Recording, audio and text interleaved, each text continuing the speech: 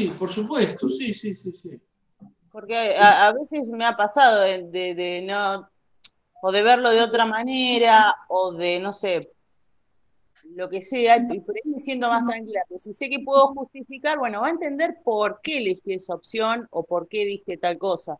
Tal cual, para mí también es mejor para el profesor porque puede ver exactamente por dónde uno pensó.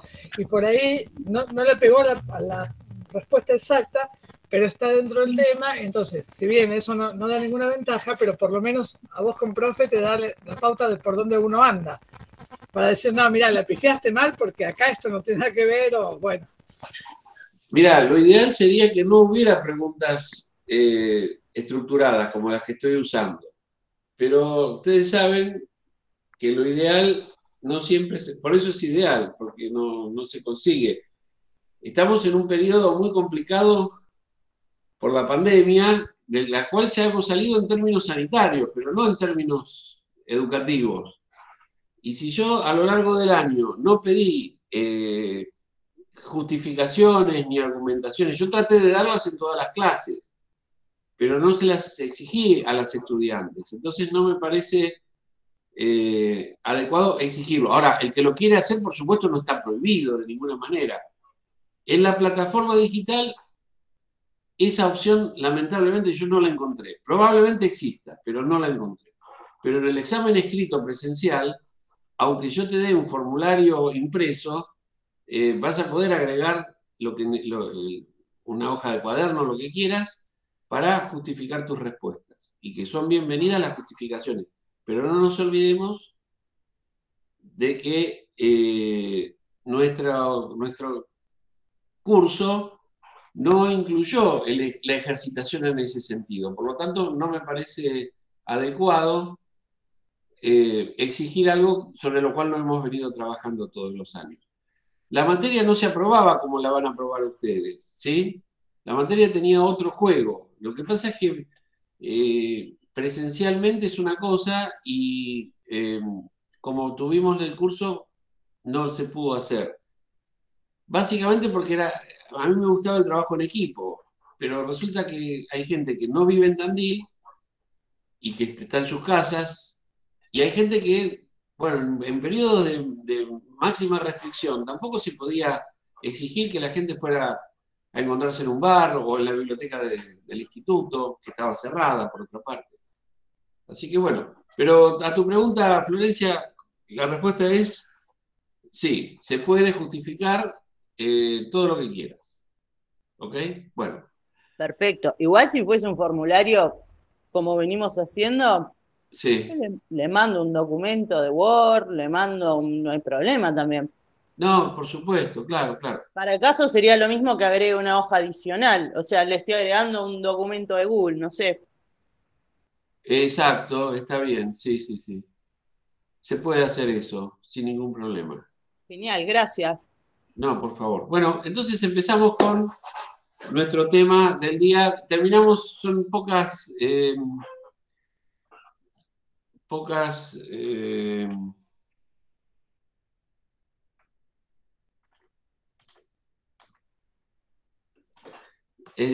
filminas de Hegel para terminar y empezamos después con el trabajo práctico.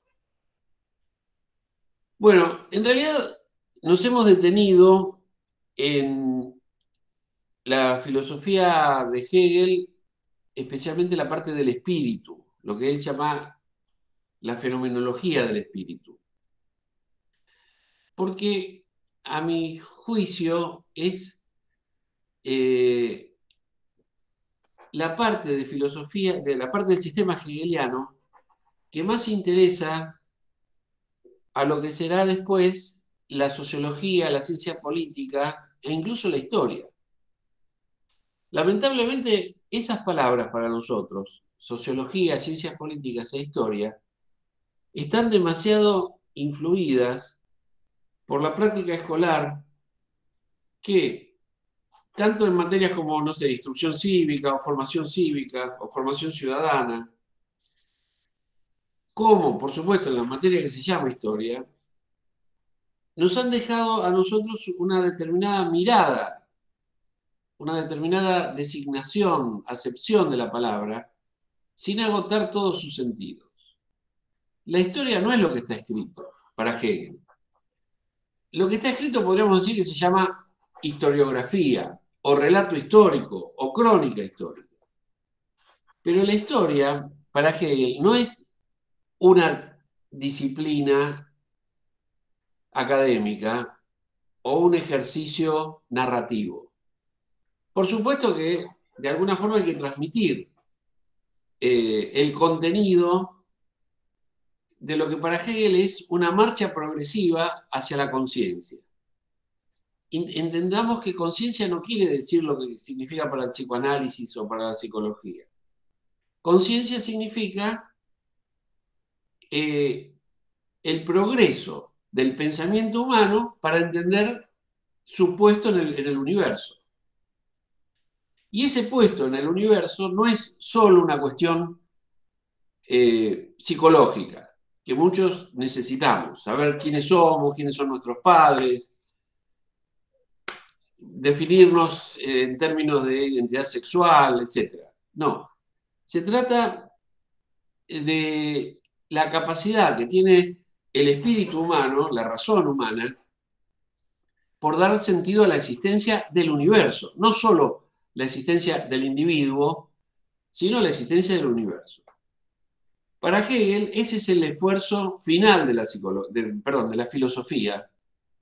Entiéndase esto como, no como de su filosofía, sino de la filosofía. Es decir, el destino humano parece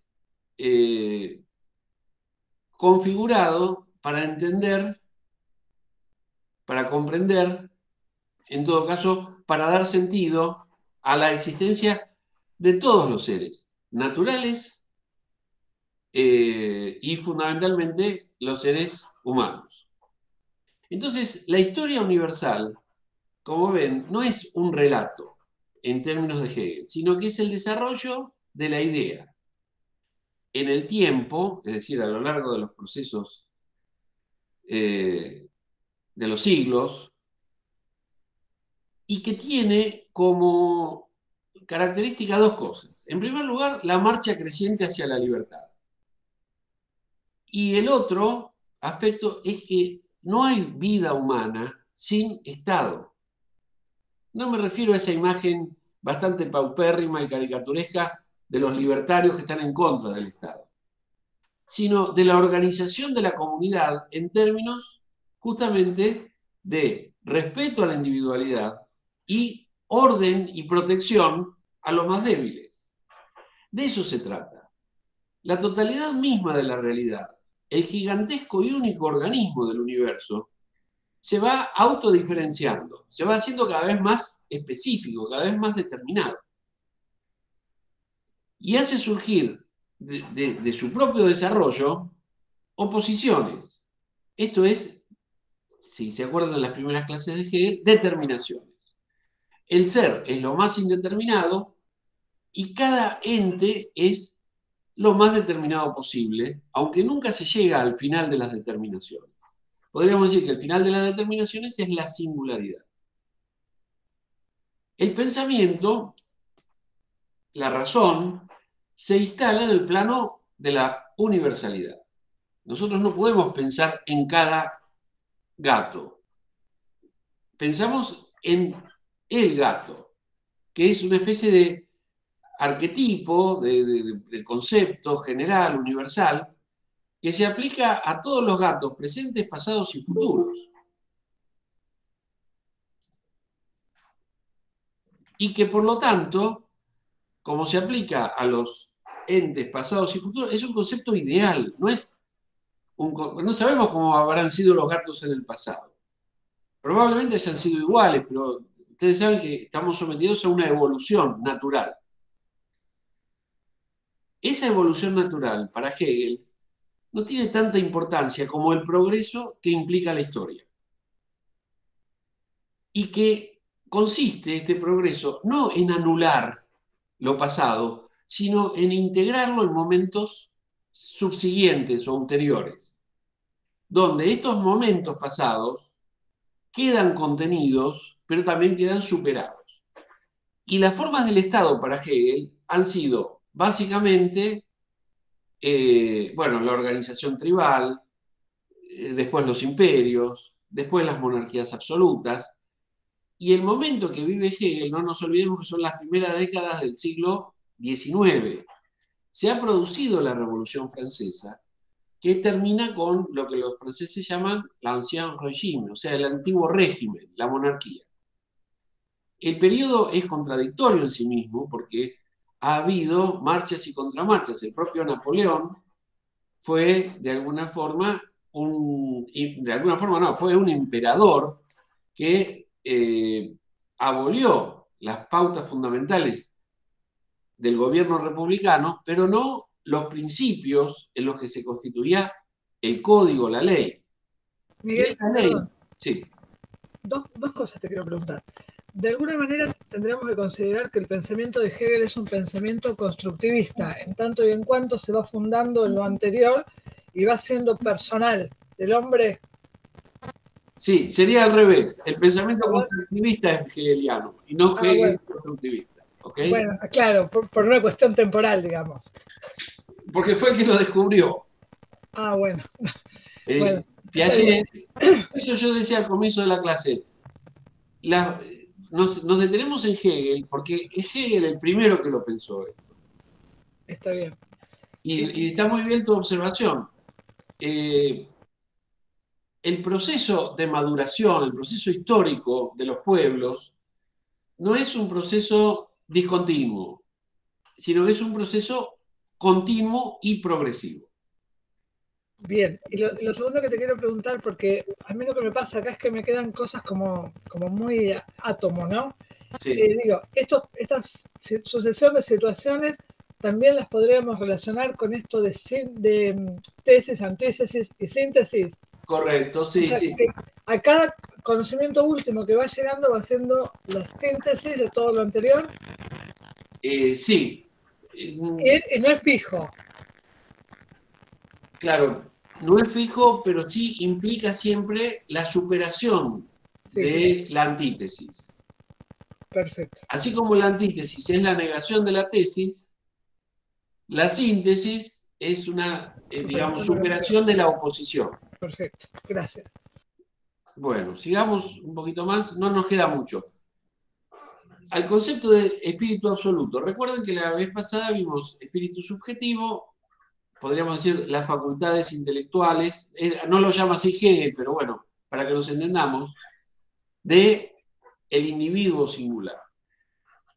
Luego vimos que el individuo no puede plantearse ni valores ni virtudes por sí mismo. Los incorpora, se los apropia, de alguna forma los contiene, porque el espíritu objetivo es el que establece este tipo de orientaciones para la conducta individual. Y no me refiero solo a lo moral, también me refiero a lo lingüístico. Nosotros no inventamos las palabras. No inventamos, por ejemplo, la gestualidad. La hemos imitado o la hemos incorporado a lo largo de un proceso de socialización que es, en términos modernos, a lo que se refiere Hegel con el espíritu objetivo, el proceso por el cual los individuos son aceptados en la totalidad social a cambio de que los individuos se integren a las pautas, a las tradiciones, a lo que él llama la eticidad y la moralidad. Bueno, ahora hemos llegado a una instancia de superación entre la oposición, entre el espíritu subjetivo y el espíritu objetivo. Está claro que hay una tensión entre ambos. ¿Cómo se resuelve esa tensión? Con el concepto de espíritu absoluto, que solo alcanza su perfección sabiéndose, es decir, con su propia conciencia, pensándose en la filosofía. No se trata de la filosofía como se denomina nuestra materia. Se llama filosofía, en este caso, al momento culminante y definitivo de todo el desarrollo, podríamos decir, intelectual. Por eso es que las tres ramas del espíritu absoluto son el arte, la religión y la filosofía.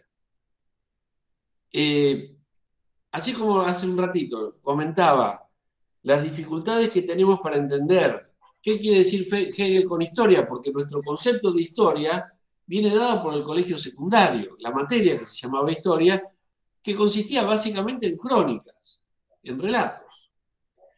Bueno, en este caso, arte no es las bellas artes, no es el MUMBAT, el Museo de Bellas Artes de Tandil, no, tampoco es el del Louvre, ni ninguno de los museos, digamos, de Europa o de Estados Unidos. Se trata del arte como una actividad que busca la conciencia, ¿sí?, del propio espíritu a través de la sensibilidad. Esto es el arte.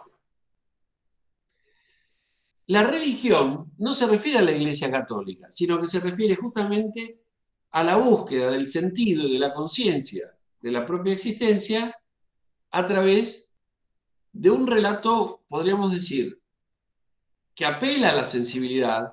La religión es básicamente sensibilidad, pero que intenta elevarse espiritualmente.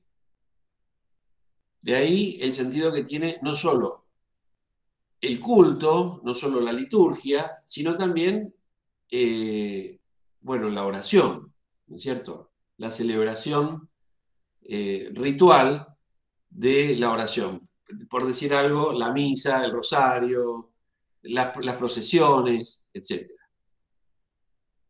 Además, la religión agrega al tema del arte la cuestión de la colectividad. Nosotros podemos disfrutar de una obra de arte, pongámosle, no necesariamente tiene que ser en un museo, puede ser en casa, escuchando, digamos, un concierto o un recital. No nos olvidemos de esto, muy importante. Si alguna vez escucharon a Beethoven, piensen que Beethoven era contemporáneo de Hegel. Nosotros somos contemporáneos de este Elegant, de todos estos raperos, que a lo mejor a ustedes, las chicas más jóvenes, les gusta, pero a mí realmente no me atrae, no me parece que sea algo de elevación, de autoconciencia, pero a lo mejor sí lo es, yo no lo entiendo. Pero en la época de Hegel estaba Beethoven, Mozart se había muerto hace unos años, Bach también se había muerto, pero bueno, la música era esa música de cámara, los grandes conciertos, las grandes sinfonías. Todavía no se había comenzado a desplegar del todo el ballet o la ópera como iban a ocurrir tras la muerte de Hegel. Ustedes piensen que lo que nosotros llamamos música clásica era la música, y casi no se distinguía ese arte del arte sacro, del arte religioso. No me quiero extender demasiado, pero es para que ustedes entiendan a qué arte se refiere Hegel. Por supuesto, podríamos poner muchísimos ejemplos del arte de comienzos del siglo XIX, el arte visual, el arte escultórico, incluso el arte literario, pero es nada más que para que lo entiendan. Bueno, lo importante es esto. Lo bello se define como el aparecer sensible de la idea. Por eso es que apunta el arte a la autoconciencia. Es música de elevación, pero a través de lo sensible. Si han escuchado alguna vez, tomen nota, la sonata patética de Beethoven, o la Claro de Luna, o para Elisa incluso, es una sonata para piano. Les recomiendo, si no la han escuchado nunca, que la intenten escuchar, digamos, cuando tengan tiempo y estén relajadas, porque es música de elevación. Compárenla, por ejemplo, con el heavy metal o con, bueno, todo esto, la bachata y todas estas cosas. Bueno, en el arte, entonces, el espíritu se manifiesta de manera inmediata, pero sensible. ¿Qué quiere decir sensible? A través de los sentidos. Fundamentalmente, estamos pensando en la música a través de el oído. Y si estamos pensando en la arquitectura o en la escultura o en la pintura, bueno, a través, obviamente, de la vista. Esto ocurre a través de algo exterior que está en el espacio y en el tiempo. La obra de arte es la unidad inmediata de espíritu y naturaleza.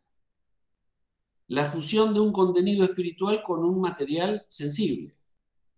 Es la naturaleza a través de la cual resplandece o brilla lo espiritual.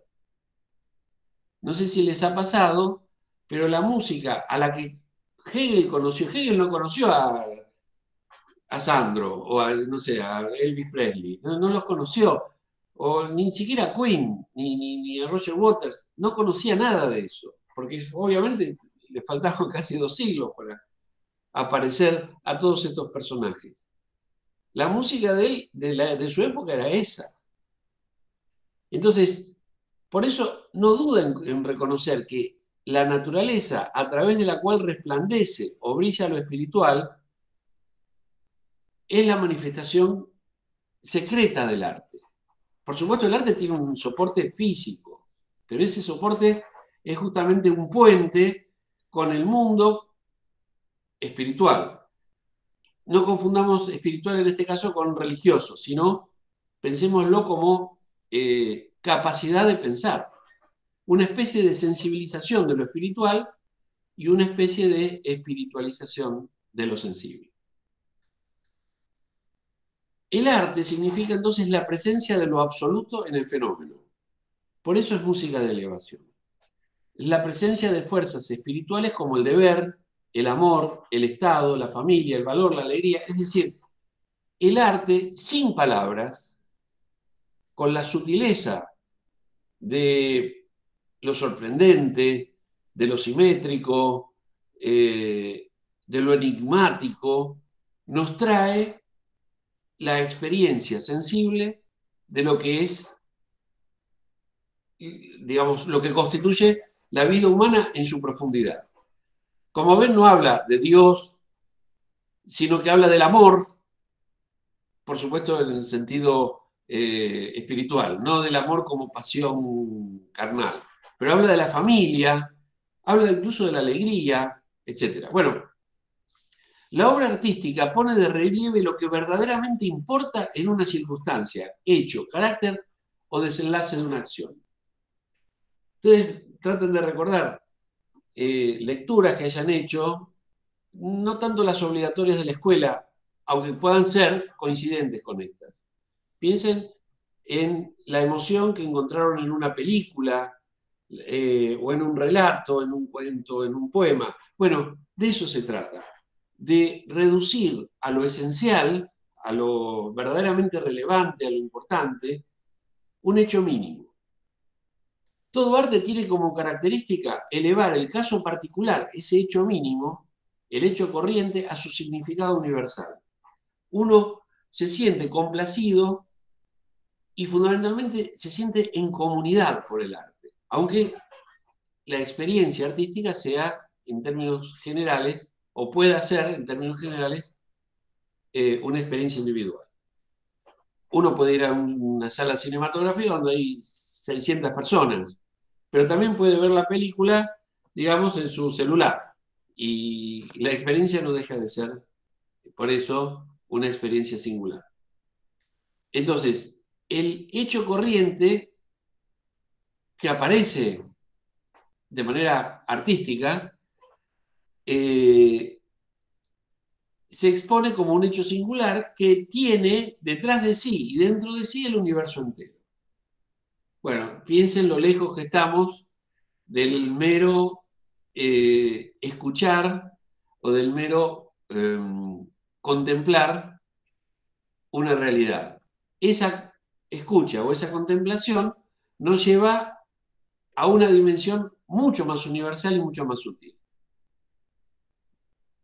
El predominio del momento religioso se debe a que Dios se identifica con el espíritu absoluto. Ahí Hegel, digamos, más allá de que es un filósofo, se muestra como un cristiano monoteísta, es decir, que cree que hay un solo Dios. Las religiones politeístas, por ejemplo, la religión brahmánica, consideran que hay, no sé, 10.000 dioses, 100.000 dioses, un número infinito. Los griegos hablaban de un panteón, de un lugar donde estaban todos los dioses, no había uno solo. Entonces, el el Dios cristiano, judeo, islámico, se identifica con el espíritu absoluto. Es decir, que solo alcanza su perfección sabiéndose, pensándose en la filosofía, que ocupa el momento culminante y definitivo de todo el desarrollo. Así vemos que la religión utiliza la representación como medio propio. Casi todas las religiones son iconodulas, así se llama, es decir, adoran imágenes. La imagen, por supuesto, no es confundida con el Dios, es simplemente el puente sensible que nos une con la divinidad. Pero hay religiones iconoclastas, es decir, que destruyen las imágenes. Por ejemplo, el Islam, que no autoriza ningún tipo de representación pictográfica o visual de la divinidad. Incluso Dios se lo llama en uno de los tantos nombres, Alá, se lo llama el innombrable, ni siquiera se lo puede nombrar. El arte utiliza la intuición sensible, pero la representación es un pensamiento envuelto en ropaje imaginativo. Todavía algo hay en la religión atado a lo sensible con sentido universal. Por eso es que los cristianos usan la cruz como un símbolo de su unión en torno a la figura de Cristo. Nosotros tenemos en nuestra ciudad de Tandil el Calvario, nada menos, que es una representación no solo iconográfica, no solo escultórica, sino también ambiental, escenográfica, de lo que se supone es el camino de la redención humana, que es el ascenso al Monte Calvario, o el Gólgota, donde se supone que Jesús fue crucificado. Se supone, porque bueno, la historia es muy complicada, pero bueno, el dogma de fe religioso sostiene que Jesucristo fue crucificado, etc. Ahí, en el Monte Calvario, en las afueras de Jerusalén. Hoy es una megalópolis, una ciudad muy complicada por otras razones. Bueno, la representación religiosa remite explícitamente a lo absoluto, como algo que está más allá del sujeto. Lo que les decía hace un rato, el arte puede ser disfrutado individualmente por razones, digamos, físicas, pero la religión siempre remite a una potencia comunitaria que es, en todo caso, el pueblo elegido por Dios. Acá vemos la tradición judeo-cristiana perfectamente presente en el pensamiento de Hegel.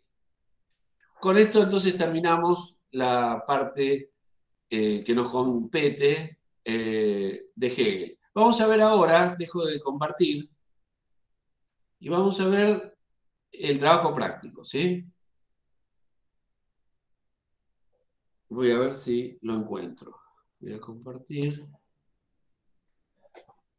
Acá está. Ah, ok.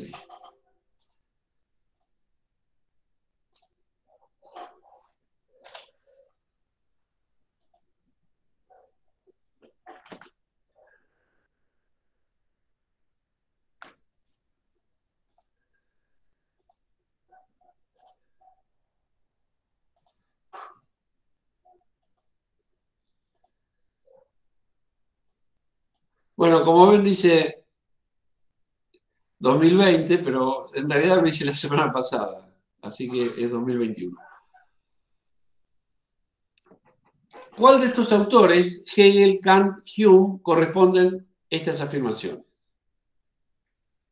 ¿Quién dice que nuestro conocimiento es fenoménico? Kant, ¿sí? ¿Quién dice que la realidad no está constituida por sustancias, sino por relaciones? Hegel. ¿Quién dijo que las sustancias son el aspecto inmediato y abstracto de lo que en términos concretos se despliega en forma de relaciones? Bueno, es la misma pregunta que... ¿Podría ir un poco más despacio? Porque no estaría llegando a seguirle el hilo. Bueno. Yo no sé por qué cuando imprimí, porque lo imprimí para poder resolverlo, sí. Tengo algo así en Word. Espera que no lo veo, espera que borro un poquito esto, sí. Sí. Pero esto no coincide con el formulario que vos estás mostrando, que también lo imprimí, Ok. que es este.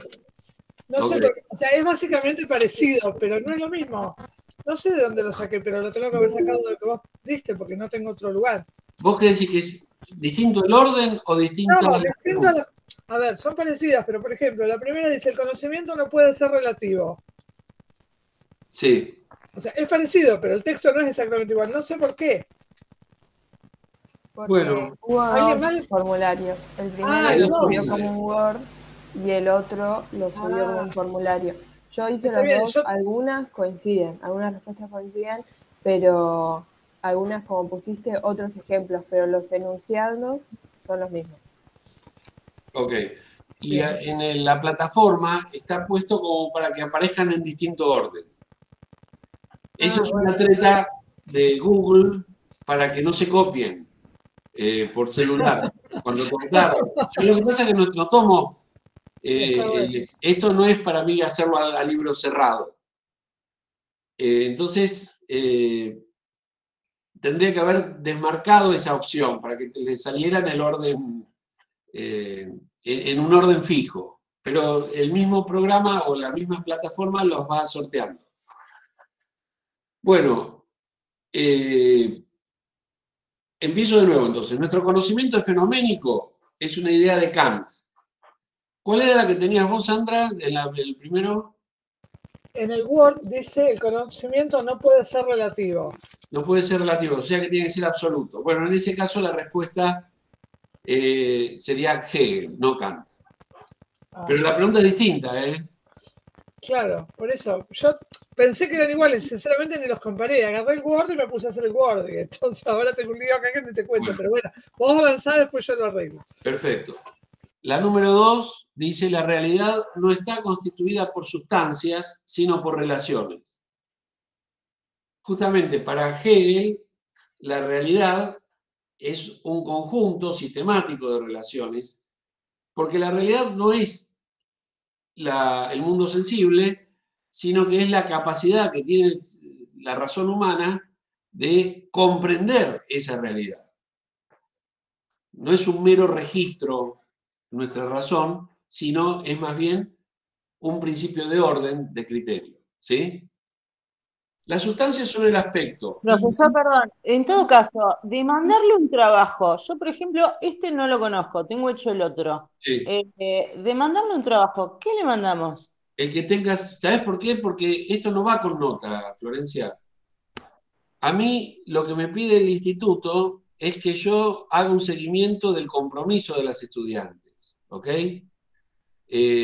Por eso yo, no sé si en esta ocasión lo puse, pero siempre pongo, no se preocupen, que no es por nota. Yo le pongo un puntaje porque la plataforma me lo exige, pero ese puntaje yo no lo tengo en cuenta. Es más, ustedes entregan el trabajo después que yo doy las respuestas, ¿se entiende? Entonces no es tan importante. Es importante que lo entreguen, porque si no lo entregan, yo tengo que interpretar que o dejaron la cursada o tuvieron una dificultad. Estamos en un momento de transición a la normalidad, pero todavía no estamos en la normalidad. Entonces, no puedo tomar, sí puedo poner un aprobado, desaprobado, no sé cómo se pone, satisfactorio o no satisfactorio. Pero no se trata de lo que va a pasar en el examen final, donde vos ahí sí tenés que entregar las respuestas. Por supuesto, de 4 a 6, la nota, tenés la opción de mejorar esa nota con un coloquio, ¿ok? Pero si no querés hacer el coloquio, no lo haces y te vas y aprobaste igual. Está bien. ¿Y en algún momento podremos ver alguna de las preguntas del otro modelo? Porque yo lo hice a mí. Florencia, va a ser así, ¿no? Lo que no te puedo es dar las preguntas con anticipación. No, me refiero a este práctico, a este. Sí. Porque si lo hicimos con el otro, te dice ella para poder corregir el que hicimos. ¿Entendés? Claro, porque a mí me quedaron dudas con el otro modelo del práctico. Yo también trabajé con el Word, entonces ahora yo te voy siguiendo. Algunas son las mismas, pero otras no son las mismas. Y tengo algunas dudas, entonces por ahí, después cuando terminemos con este formulario, si querés, vamos al documento de Word. Perfecto. Para vos son 5 minutos, para nosotros es un montón. No, está bien. Dale. Lo que no entiendo es lo que me dice Florencia, o me están planteando lo mismo ustedes. Lo mismo, te estamos planteando lo mismo. Hacemos este primero y después hacemos el otro. Dale, genial. Gracias. Ok.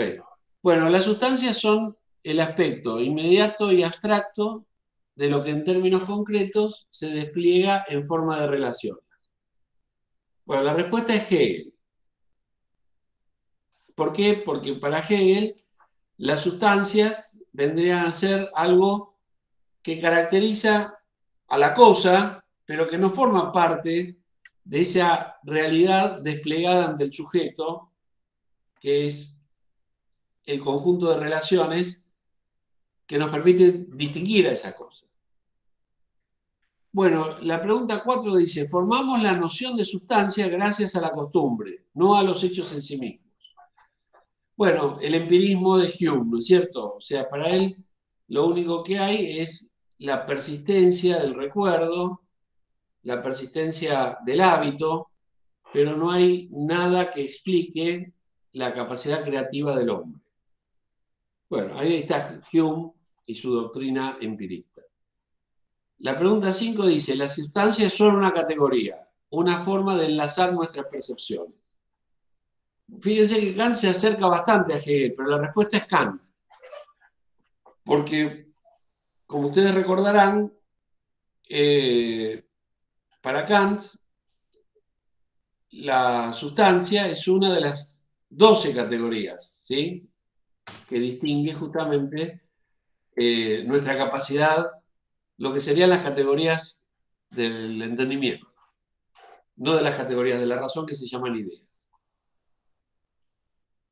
También los hemos visto a estos como conceptos puros del entendimiento. Y finalmente, todo conocimiento se refiere a los accidentes de las cosas.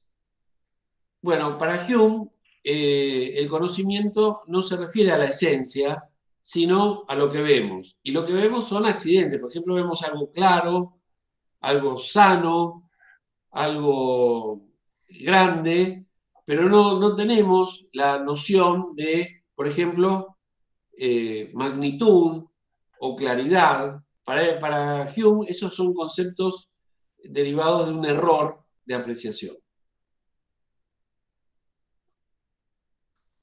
Les recuerdo que la doctrina de Hume no convence a nadie. Sí permitió que Kant se diera cuenta de algunas inconsecuencias de los racionalistas.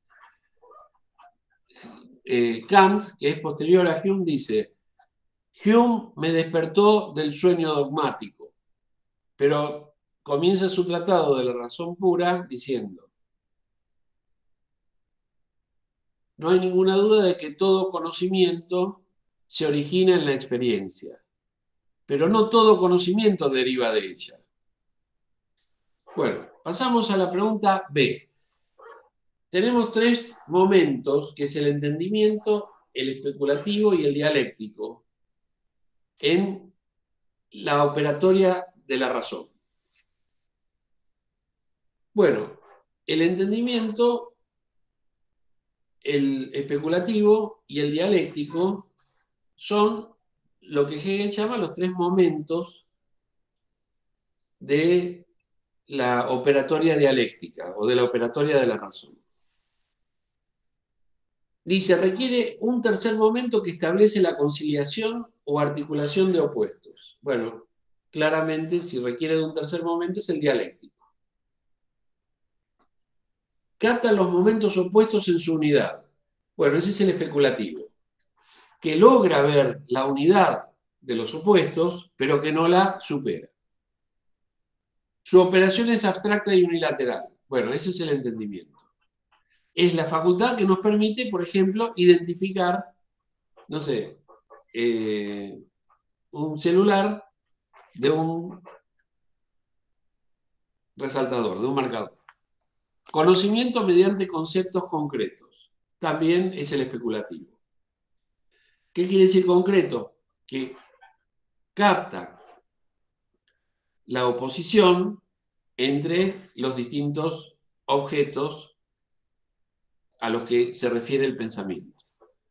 Miguel, perdón, yo acá estoy medio perdida. Estos tres momentos tienen que ver con ¿cómo es? Tesis, síntesis, antítesis. ¿Se relacionan directamente? No directamente, Está están relacionados. Tiene que ver con la comprensión abstracta de las cosas, es el entendimiento. Sí. La comprensión concreta de las cosas, pero abstracta de la oposición, que es el especulativo. Y finalmente la superación de la oposición, que es el dialéctico. Bien, gracias. Bien. Estábamos en el 5. Procede mediante la separación o el análisis. Así procede el entendimiento. Distinguiendo al pan del vino, al pan del vino, y al agua del vino y a la galletita del pan. Es decir, refinando las determinaciones, pero sin comprender la unidad de la totalidad a la que pertenecen cada una de esas entidades. Y finalmente constituye la estructura de la realidad integrada por oposiciones. Ese es el momento dialéctico, en el que nosotros somos capaces de entender no solo la diferencia, no solo la oposición, sino cómo se articula esa oposición en una totalidad. Tenemos tres tipos de totalidad. Esta es una pregunta realmente muy fácil. La vamos a pasar rápido. Seguramente no va a haber una pregunta como esta en el examen final, pero es importante que entiendan el concepto de totalidad sumativa, totalidad orgánica y totalidad mecánica. Por ejemplo, los huesos de la mano. Si yo quito uno de los huesos de la mano, por pequeño que sea, ya la mano deja de estar integrada orgánicamente. Por lo tanto, al no admitir ningún reemplazo, se trata de una totalidad orgánica. La totalidad orgánica no solo tiene la importancia de la importancia de cada parte, sino también la función que cada parte cumple en la totalidad. Por eso es que una mera desarticulación de un dedo hace que la mano no es que deje de ser mano, pero deja de ser lo útil que es la mano si, por ejemplo, tenemos una fractura o la pérdida o la amputación de un dedo. Las piedras brillantes de una corona real, en cambio, no forman una estructura, son simplemente un conjunto, a lo mejor simétricamente dispuestos, pero no necesariamente ese orden modificaría el valor simbólico de la corona real. Por eso es que las piedras brillantes son una totalidad sumativa. Una vajilla de... Profesor, ¿cuál es la pregunta que, porque usted dice que este ejercicio es fácil y a mí en el otro formulario me generó dudas? Sí. Yo pensaba, ¿qué pregunta tengo que hacerme para decidir qué tipo de totalidad es? Entonces qué buena decía, pregunta me haces. Gracias por la pregunta, Florencia. La respuesta es así, mirá.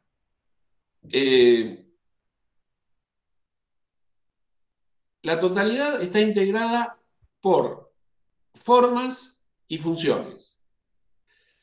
Si son las formas las que se pueden cambiar, pero las funciones no, entonces estoy ante una totalidad estructural. Por ejemplo, el motor de un auto, que puedo cambiar el repuesto. Si no importa la forma ni la función, estoy ante una totalidad sumativa. Ejemplo, un puñado de fideos. Puede cambiar de magnitud, pero no dejará de ser un puñado de fideos si le saco uno, le pongo y se lo cambio por otro. ¿Y en qué sentido es orgánica? Cuando cada parte define la totalidad. De tal manera que la ausencia de una forma o de una función me arruina la totalidad de la que parto.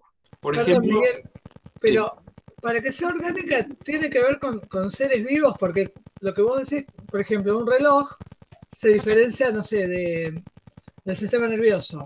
por decirte. Entonces, también, en el sistema nervioso, si falta una parte, no funciona. En el reloj, si falta una parte, no funciona. Unos son seres vivos y otros son cosas, digamos. ¿Se relaciona con eso? Sí, pero no es que solamente si falta una parte, porque si falta una parte considerable en un montón de arroz, deja de ser un montón de arroz. No, ya sé, pero una parte que hace que lo que es, deje de funcionar como funciona. Si es reemplazable la parte, la totalidad es estructural. Si es irreemplazable, la totalidad es orgánica. Sí, pero es relativo sabiendo Claro. que existen los trasplantes. Claro, exacto, por pensé ejemplo. exactamente lo mismo. Florencia, tu observación es muy aguda, pero acordate que en la época de Hegel no existían los trasplantes. Nosotros estamos estudiando a un filósofo que murió hace más de 200 años, ¿sabes? Claro, yo, a ver, capaz que hacía mal, pero la forma de ver si era orgánico, lo que yo hacía era preguntarme, ¿qué es primero? Entonces pensaba si era primero ese conjunto o venía primero sus componentes. Entonces, por ejemplo, en una sociedad, ¿qué es primero? ¿Los ciudadanos o la sociedad? No, la sociedad, para que haya. Entonces necesito la sociedad para que haya ciudadanos. Empezaba a darle vuelta por ahí. Sí. Capaz que esa no es la pregunta No que me está hace. mal. Lo que pasa es que la totalidad orgánica es una totalidad, podríamos decir, voy a ser un poquito más claro. Hemos visto recién la diferencia entre el entendimiento y la dialéctica. Cuando hablamos de totalidades, tenemos que aplicar el principio dialéctico, no el entendimiento. Pero ¿qué pasa? Que esta pregunta, por cómo está formulada, daría la pauta de que hay que pensar en términos de entendimiento, no en términos de dialéctica. Quiero decir, el entendimiento nos permite distinguir una cosa de otra. Pero la dialéctica nos permite entender no solo la oposición, sino cómo se supera esa oposición entre el individuo y la sociedad. Cuando nosotros no habíamos nacido todavía, la sociedad era de una determinada forma. Al nacer nosotros deformamos la sociedad existente, pero formamos una nueva. El día que nos vayamos, deformaremos la sociedad y quedará una sociedad nueva.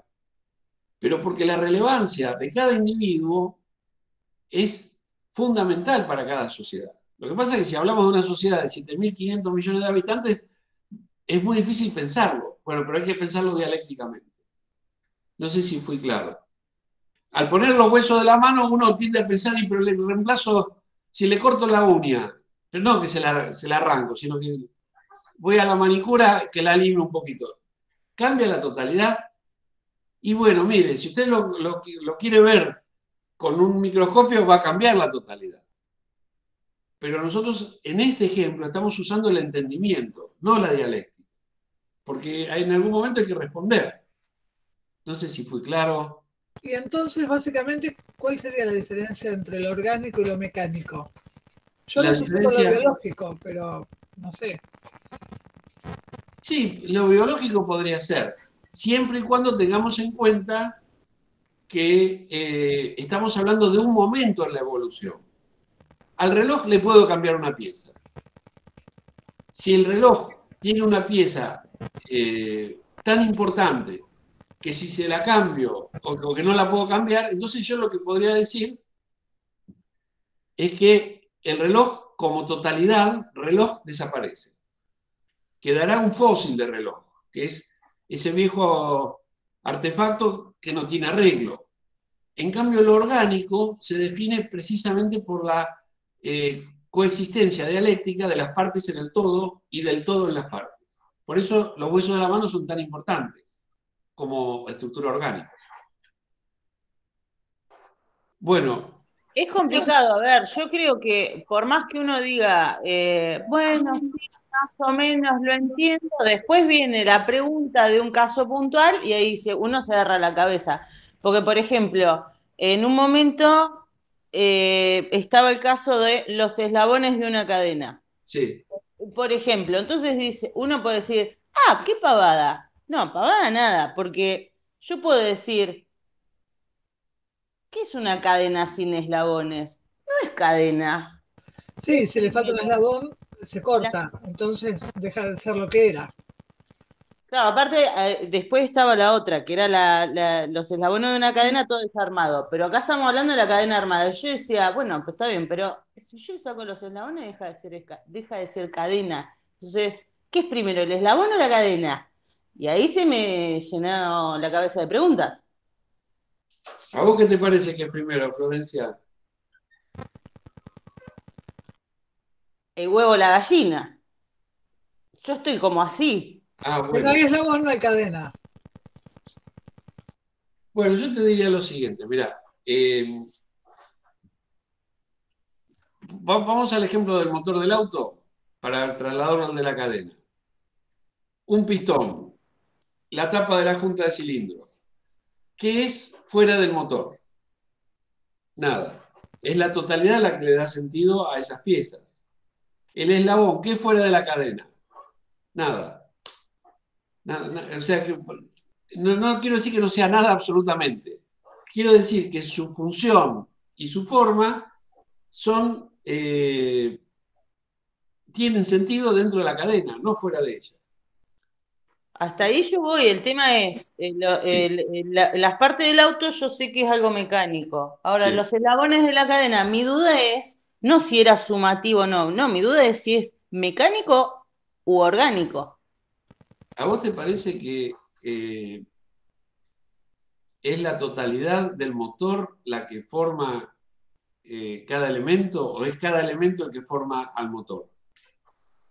Claro, en el auto sí lo veo que es mecánico, lo que Sí. no lo veo en la cadena. ¿Cada eslabón forma la cadena cómo es? Ahí está mi problema. Por ahí, si vos pudieras definirnos lo que es la diferencia entre orgánico y mecánico, entonces ahí lo vería. Porque yo creo que a mí me pasa lo mismo que a ella. Yo no puedo definir la diferencia entre orgánico y mecánico. Lo asocié con lo biológico por ponerle algo, por considerar una totalidad que tiene que funcionar de manera determinada, pero en lo mecánico pasa lo mismo. O sea, no puedo ponerle, a ver, conceptualizar la diferencia entre orgánico y mecánico. Sí. Lo orgánico es una totalidad en la cual hay una dependencia mutua entre la parte y el todo. De tal manera que si desaparece el todo, desaparecen las partes. De tal manera que si desaparece o se reemplaza una de las partes, el todo también cambia. En cambio, vos podés reemplazar un eslabón por otro y seguirá siendo cadena.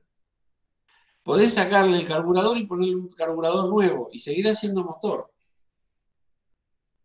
Es la reemplazabilidad o la irreemplazabilidad de las partes la que hace que sea orgánica o mecánica.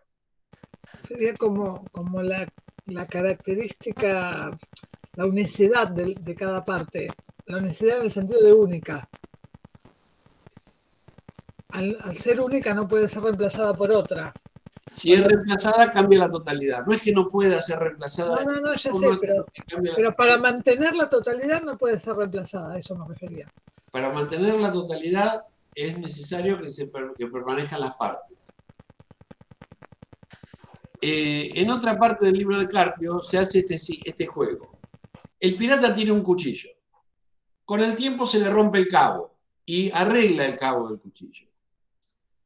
Pero después, con el tiempo y tantas afiladas, el cuchillo pierde su hoja. Y entonces le cambia la hoja. La pregunta es, al cambiarle la hoja al cuchillo y habiéndole cambiado antes el cabo, ¿el cuchillo sigue siendo el mismo? Bueno, la respuesta es, y es el cuchillo del pirata. Porque lo que vale no es la materialidad, sino la funcionalidad que tienen cada una de las partes. Y en este caso el pirata sigue siendo el dueño del cuchillo, que es el que le da organicidad a esa estructura. ¿Y esa totalidad de qué clase es? Orgánica, porque la totalidad no es cómo se conforma el cuchillo, cabo y hoja, sino quién es el dueño. Y el dueño es el cuchillo, es el pirata. Ah, ahora estoy peor que antes. ¿Está peor que antes? Y sí, yo también, porque si le cambio la rueda o el volante al auto, eso hasta ahí llegan mis conocimientos de auto. Yo sigo siendo la dueña del auto y el auto sigue llevándome para todos lados, lo mismo que el cuchillo corta para el pirata. Ah, bueno, pero vos me estás cambiando el ejemplo, Florencia. La trampa, yo te dije que era una trampa, anteriormente. La trampa es que estamos hablando del cuchillo del pirata. En los ejemplos anteriores estábamos hablando de los huesos de una mano, no del dueño de la mano, no del dueño del auto. La estructura semántica es muy importante para determinar si estamos hablando de una totalidad orgánica o no. Si yo digo el cuchillo del pirata, no me refiero a un cuchillo. Me refiero a la posesión que el pirata ejerce sobre ese cuchillo. Aunque el pirata es parte. El pirata es parte. Eso el pirata, la posesión es parte del pirata. Es parte del ejemplo. Del todo, claro.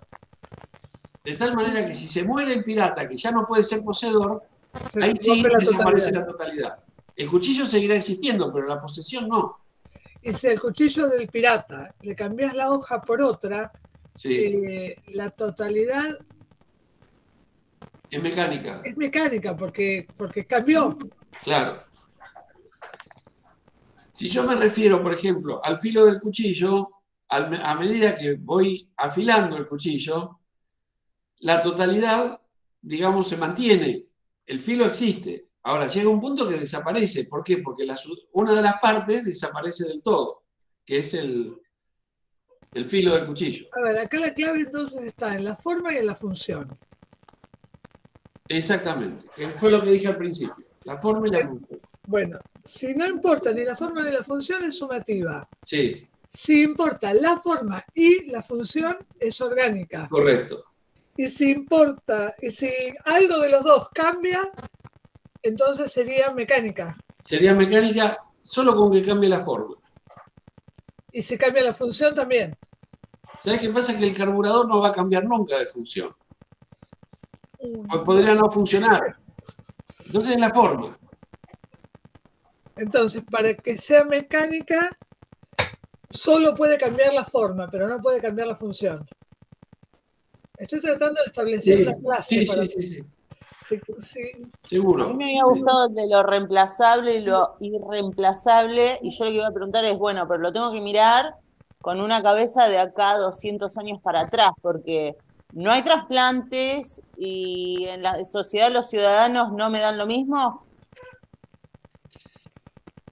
Mirá, si vos entendés desde un punto de vista sincrónico, o sea, no desde un punto de vista dialéctico, sino desde un punto de vista sincrónico, ¿sí?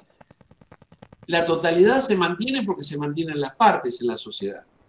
Pero vos sabés que lo característico de la sociedad es que, lamentablemente, mucha gente fallezca, digamos, por periodo de tiempo, pongámosle un mes, y afortunadamente mucha gente nace. Ese juego demográfico es un juego que define el carácter orgánico de la sociedad.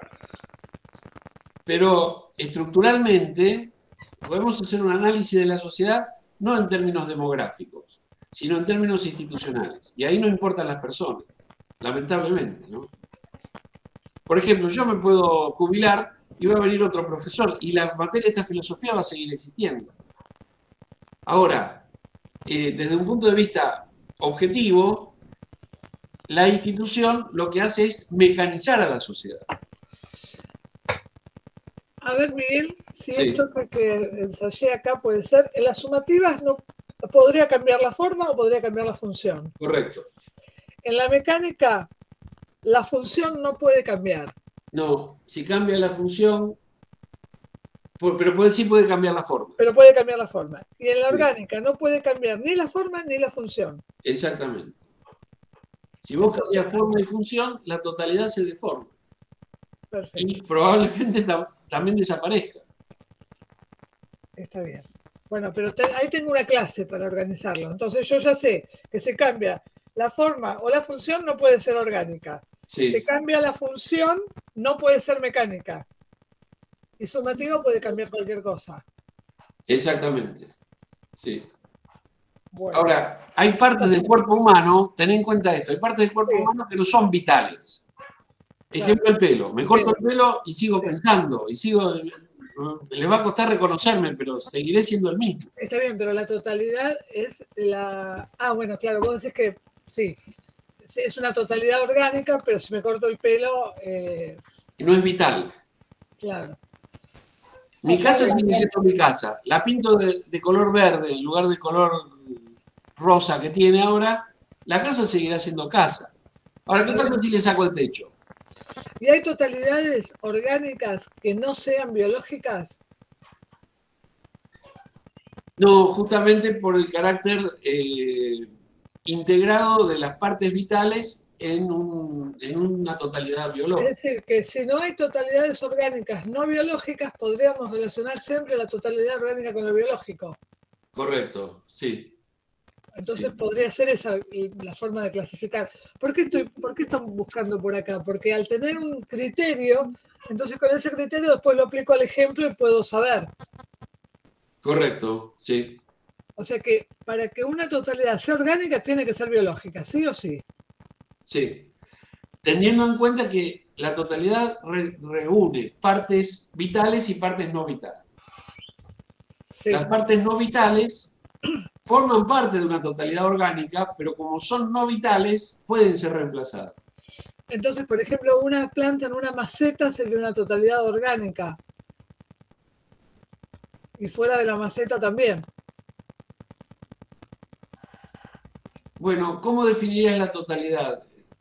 Si es la integración de la planta y la maceta, si es la posesión, si es el lugar que ocupa en el jardín. Depende mucho de cómo definas. Claro, tendría que encontrar... depende de qué sujeto tomás. Tendría que encontrar la manera de unir la planta con la maceta. No sirve el ejemplo. Claro. Claro, si vos decís, mirá, esta era la maceta de mi abuela, y acá planté margaritas y alegría del hogar, según la estación. Bueno, la posesión es lo que vale ahí. Entonces es la maceta de la abuela. O la maceta que te regaló tu abuela. Bueno, ahí sería una totalidad orgánica. Pero ahí ya no estamos hablando de cuestiones físicas, estamos hablando, podríamos decir, de cuestiones históricas, en el sentido hegeliano del término. Me parece que lo más fácil es relacionar la totalidad orgánica con lo biológico, y ahí no la pifiás. Y no engancharte porque los ejemplos que yo di para el examen y los que usé en la clase son los ejemplos que usa Carpio. Sí. Pero no, de ninguna manera esto es matemática, no es lógica en el sentido estricto. Anabela, ¿querías preguntar algo? Sí, con respecto al ejemplo que dieron recién, entonces también depende de a quién se tome como sujeto o como principal en la oración. Claro, tenés que ver cómo enunciás la totalidad. Si vos enunciás la totalidad, por ejemplo, en sí misma, la maceta, bueno, la maceta está integrada por dos partes fundamentales, a saber, su estructura y el hueco por donde se le puede poner tierra.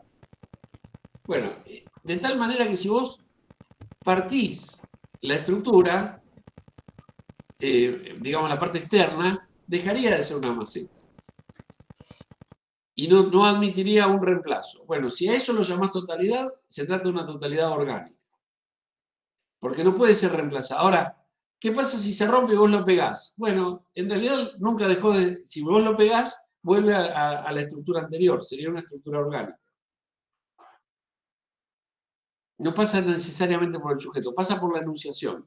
Por ejemplo, un puñado de arvejas. No importa si lo tenés vos que tenés mano chica o yo que tengo mano grande. El puñado es más o menos una cantidad razonable. Bueno, eso es una totalidad sumativa. ¿Podés cambiar 3 arvejas por 2? Sí, no afecta sensiblemente. ¿Qué pasa con las piezas que componen un piano?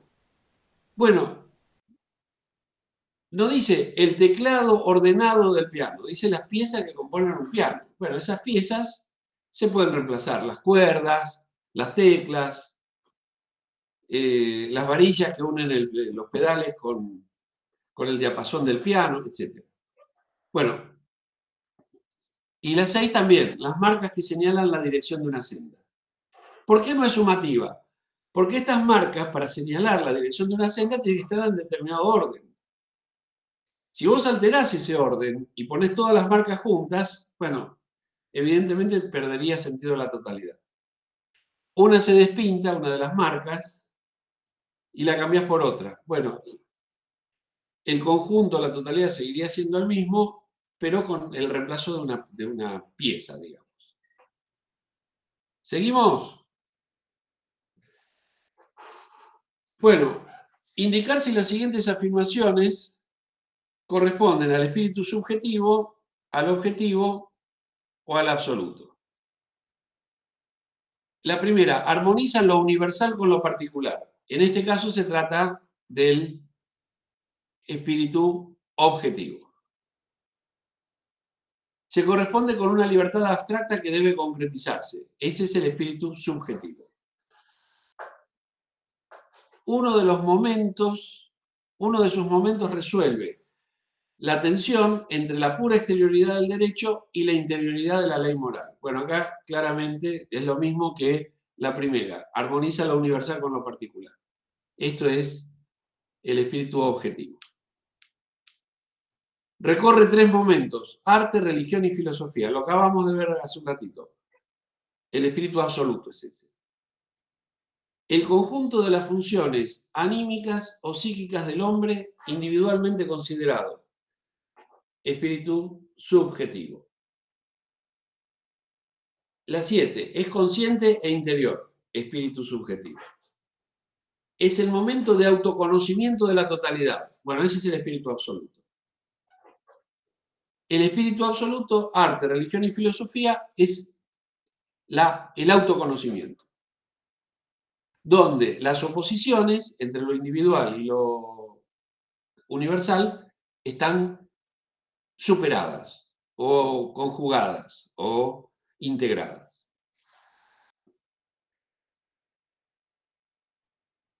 La 9, es impersonal y exterior. Bueno, este es el espíritu objetivo. Lo que yo decía de las instituciones. Nosotros somos el curso de Filosofía 2021. Este curso, dentro de 2 o 3 semanas, se terminará. Pero el curso de Filosofía de la carrera de Psicopedagogía seguirá. Con otros profesores, con otras estudiantes, ¿sí? Porque lo que le da sentido, desde el punto de vista administrativo, no es cada uno de nosotros, sino las funciones que nosotros venimos a cumplir.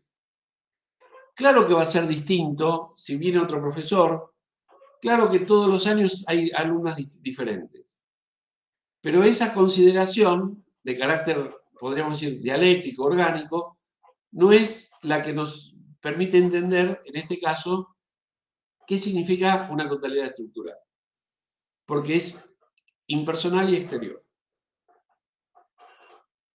Todo el mundo entiende lo que es una familia, pero cada cual vive, lo dice Tolstoy, un autor ruso, cada familia es infeliz a su manera, cada cual tiene su problema. Bueno, entendemos lo que es una familia, pero sabemos que cada familia es distinta. La familia sí tiene que ver con la formación, en todo caso, personal de cada uno. En cambio, en el sentido del derecho, del código de familia, ahí no importan las personas, importan las funciones. Bueno, las instituciones humanas, leyes, costumbres, vínculos entre unas personas y otras, esto es también claramente espíritu objetivo. Y la última son sus doctrinas, antropología, fenomenología y psicología. Son 3 doctrinas que estudian al sujeto individualmente considerado. Por lo tanto, es espíritu subjetivo. Esta no ofrece grandes dificultades, pero sí puede ser una pregunta de examen. ¿Sí? Bueno, acá estaban las respuestas. Bueno, acá tenemos... Listo. Me olvidé de borrar otra. Idea, espíritu o entendimiento. idea, espíritu o entendimiento. Bueno, su operación es abstracta y unilateral, el entendimiento. Constituye el plan de toda realidad, la idea. Tiene la propiedad de ser objeto y sujeto para sí mismo, el espíritu, que es reflexivo. Su obrar propio es proponerse metas y realizarlas. La idea. La única realidad que tiene la capacidad de reflexionar sobre sí misma es el espíritu. Y es una especie de concepto que abarca adentro todos los conceptos de manera orgánica y articulada. Bueno, esa es la idea, que es una especie de concepto.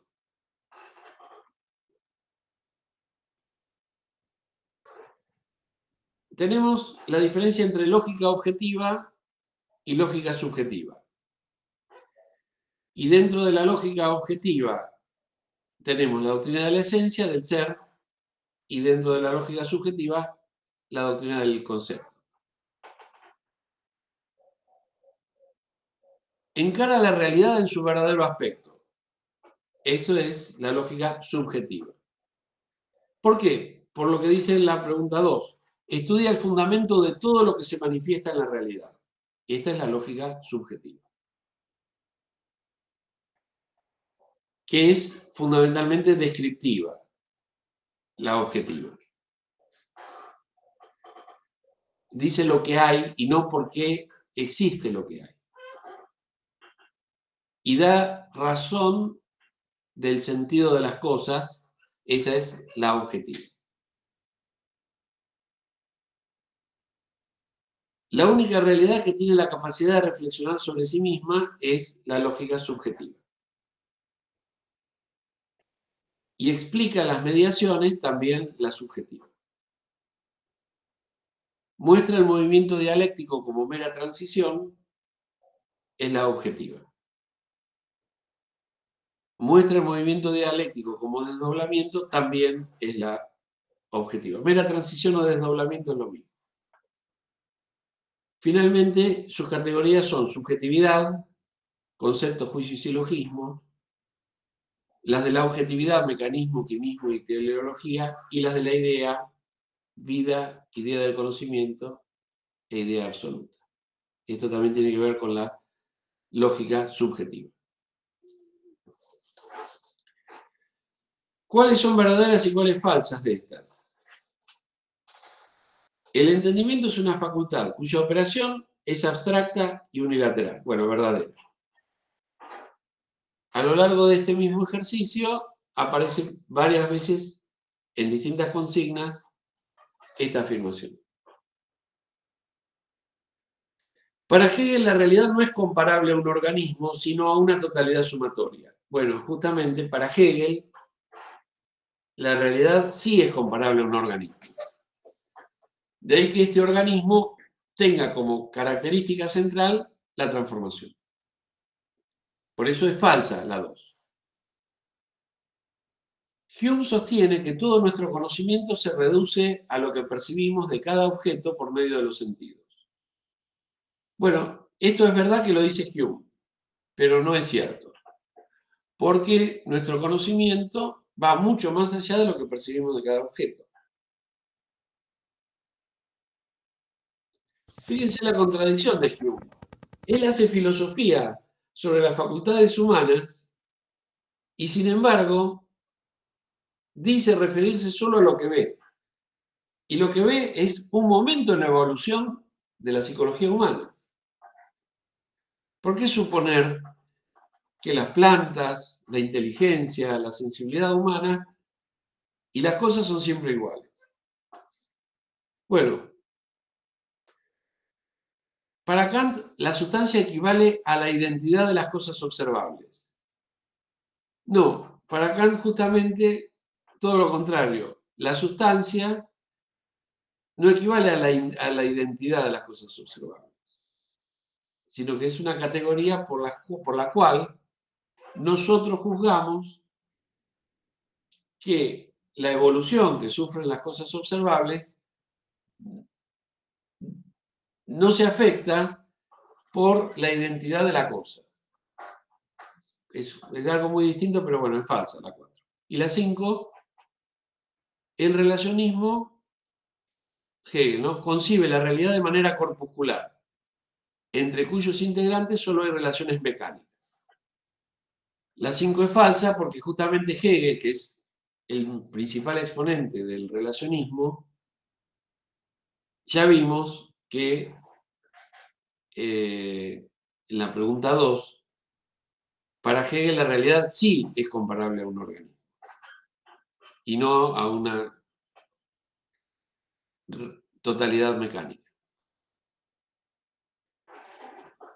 Kant y Hegel coincidirían en que el conocimiento es algo relativo, verdadero.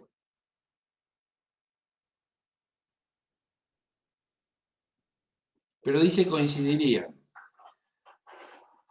porque para Hegel, en algunos aspectos, el conocimiento no es relativo, sino absoluto.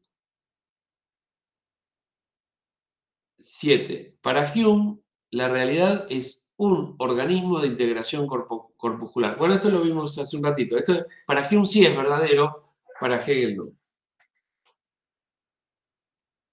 La 8. Para Hegel lo absoluto no son las sustancias, sino las relaciones. Bueno, si ya estaba dicho en la otra, es verdadero.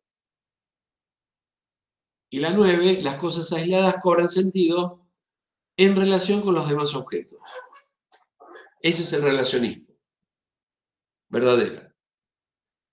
El proceso de autoarticulación de la totalidad queda confirmado por la hipótesis de Hegel, de que la verdad está en la abstracción.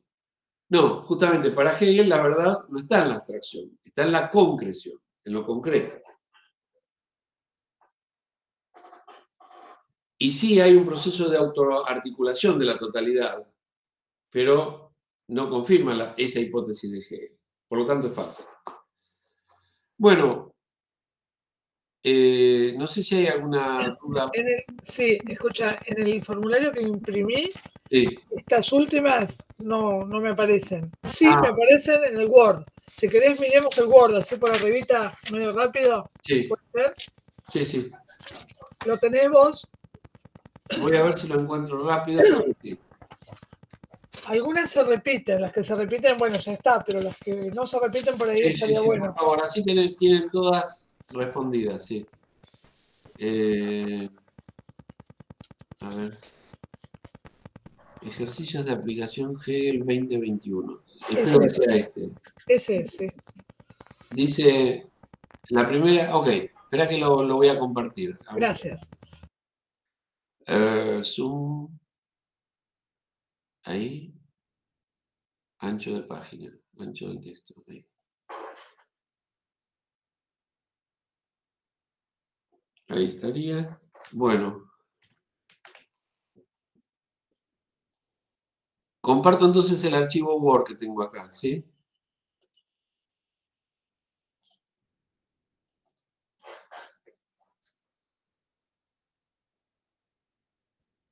Ok, bueno. ¿A cuál de estos autores corresponden estas afirmaciones? El conocimiento no puede ser relativo, solo a Hegel pertenece esta. Todo conocimiento se refiere a los accidentes de las cosas, Hume. Las sustancias son el aspecto abstracto de lo que en términos concretos se despliega en forma de relación, Hegel. La verdadera naturaleza de las cosas está constituida por el conjunto sistemático de relaciones, Hegel. La sustancia es solo una categoría, una forma de enlazar nuestras percepciones. Eso es Kant.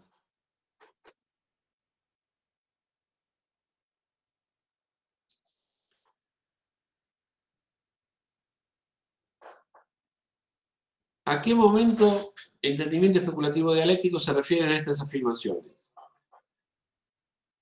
Equivale a la superación de los opuestos. Bueno, dialéctico.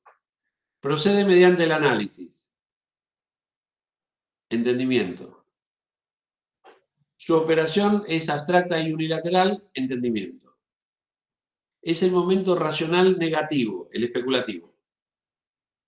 Niega la independencia de los otros dos momentos, pero los integra como instancia superior. Ese es el dialéctico.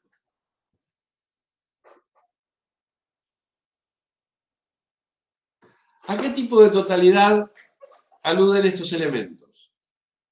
Los pétalos de una margarita. Bueno, ya lo hemos discutido, ¿no es cierto? O no, precisamente no. ¿Qué pasa con los pétalos de una margarita? Lo mismo que con los huesos de la mano.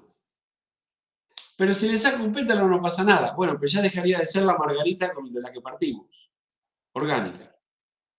Las cuerdas de un violín no instaladas en el instrumento. ¿Forman parte de una totalidad? Sí.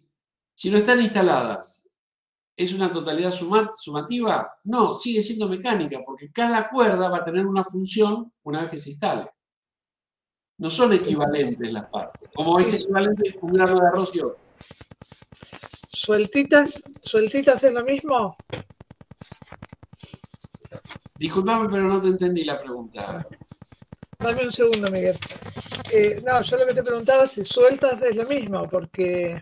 Yo también, yo entendí que era algo sumativo, Para mí porque también. como no conforma el instrumento, no es parte del instrumento, son un montón de cuerdas que están tiradas. ¿Eso es lo que dice ahí? ¿Un montón de cuerdas tiradas? ¿O dice las No, cuerdas del pero violín? dice que no están instaladas en el instrumento, o sea, igual que estén tiradas en el piso, arriba de una mesa o enredadas en el picaporte de una puerta, me da lo mismo. A vos te da lo mismo. Bueno, si te da lo mismo, entonces pones lo que te decía, pero no dice eso, ¿eh? No, pero escucha, a ver, volviendo, por eso la cuestión de poder definir por clase. Si puede cambiar la forma o la función. Sí. Entonces, a ver, podría sacar una y no pasa nada. Podría ponerla de punta a punta y colgar la ropa, por decirte, la uso para otra cosa y no pasa nada. No, pero no sería una totalidad. Les puedo prender fuego, pero no son una totalidad. Puedo romper el violín a 10 kilómetros de distancia de las cuerdas. No dice eso. El ejemplo dice, las cuerdas de un violín no instaladas en el instrumento. Sí, los paquetitos de las cuerdas. Vos sabés que no es lo mismo la primera que la última. Creo que el violín tiene 4 cuerdas. No es lo mismo la primera que la cuarta. No, sí, eso lo sé. Pero si no están instaladas, ¿qué más da que tenga 2 de la segunda, una de la primera y una de la tercera, que tenga una de cada una? Bueno, para resumir, si llegara a tocar una pregunta como esta en el examen y vos me decís, para mí es sumativa, porque no están instaladas en el instrumento y no forman parte de ninguna estructura, yo te diría acertada. O sea, está bien la justificación. ¿Estamos de acuerdo? Sí. Son preguntas abiertas estas, no cerradas. Ah, está bien. Hasta ahí lo entiendo. Ahora, si vos me decís que esto es mecánico así, yo necesito que me lo expliques, porque mecánico no lo entiendo. ¿No te acordás de las piezas del piano? ¿La qué? Las piezas del piano. Sí. Hace un ratito lo vimos. Sí. Bueno, las piezas del piano no te quejaste. Porque estaban en el piano. No decía si estaban o no estaban. Bueno, las piezas del piano. Pero si no dice, yo lo entiendo como que están en el piano. Bueno, listo. La justificación es esa. Como dice, no están instaladas, yo entiendo que no forman una totalidad. Ni siquiera es sumativa. O me las imagino arriba de una vitrina o sobre un estante, entonces me imagino que son una totalidad, pero que es una totalidad sumativa. Listo, ya está. Por ejemplo, si yo fui, las compré, las puse en una bolsita y dejé la bolsita arriba de la mesa. Sí. Hay una totalidad que es la bolsita que contiene las pero como mecánico, nada. De acuerdo, pero yo te diría, señora Suárez, usted lee ahí que dice la bolsita de la cuerda. No, es verdad. Pero yo te lo digo por considerarlo una totalidad. Si no, tengo que considerarlo como que son cosas que... Bueno, pero está bien, está entendido. O sea, si uno lo justifica, es aceptable o no, pero la justificación tiene un valor entonces. Si la justificación... Vos no la exigís, pero nosotros la podemos poner. Eso yo también lo entendí. De acuerdo, bueno. Gracias. El conjunto... No, las semillas de una naranja. ¿Dentro o fuera de la naranja? Te voy a preguntar. No, las semillas de una naranja. Se supone que están...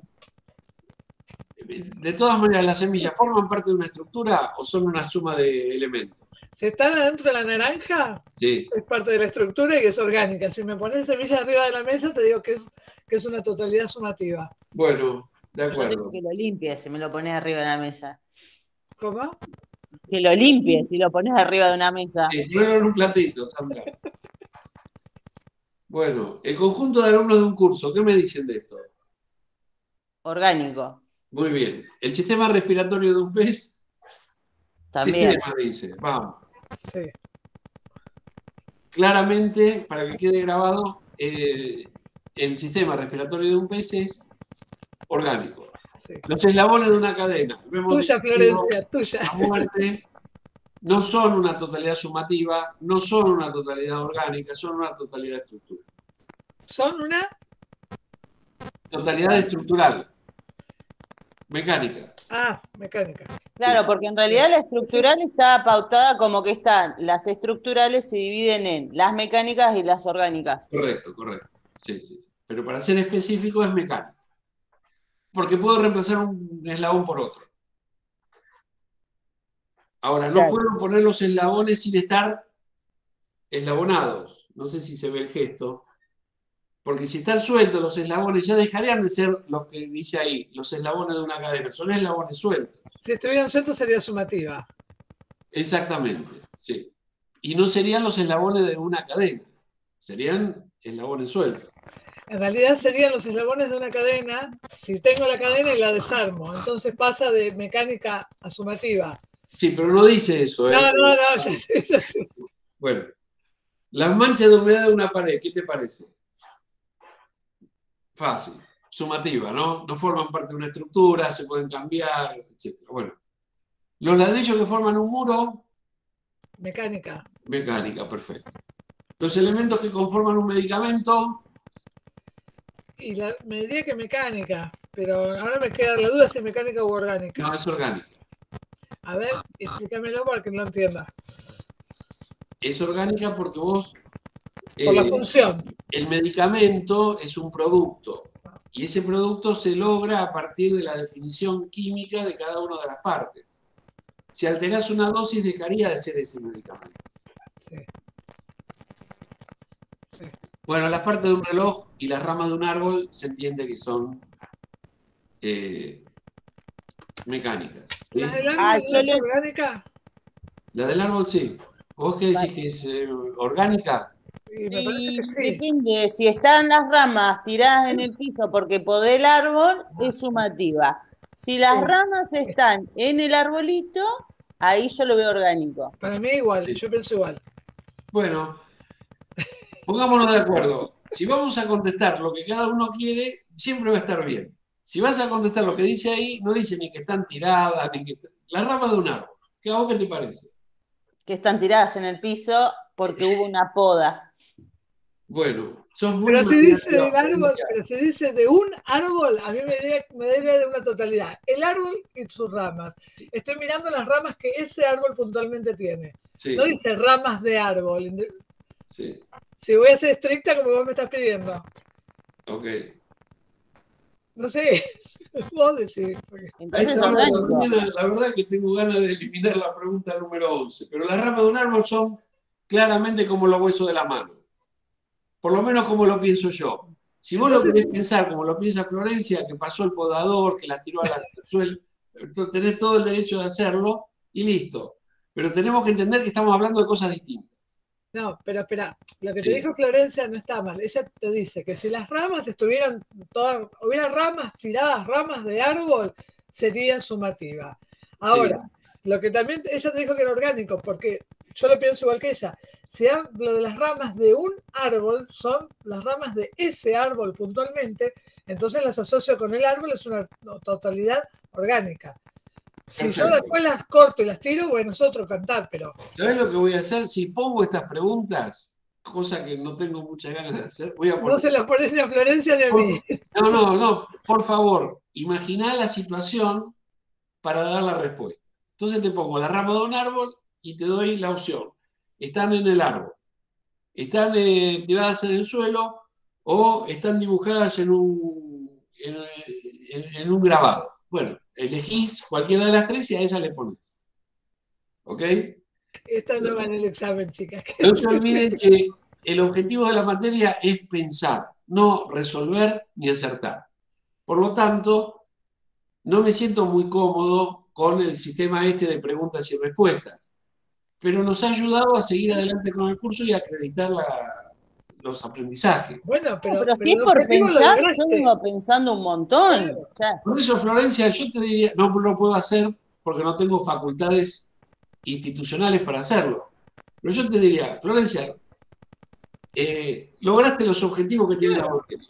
Tal cual, te La podés poner doy por contento. aprobada. No lo puedo hacer porque sería injusto y sería vandálico, porque el reglamento establece que tenés que dar el examen final. Pero para mí tu objetivo está cumplido, el de Sandra también.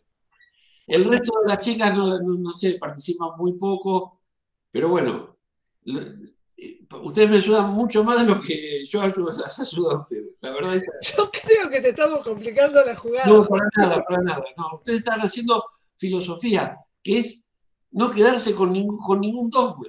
Está perfecto.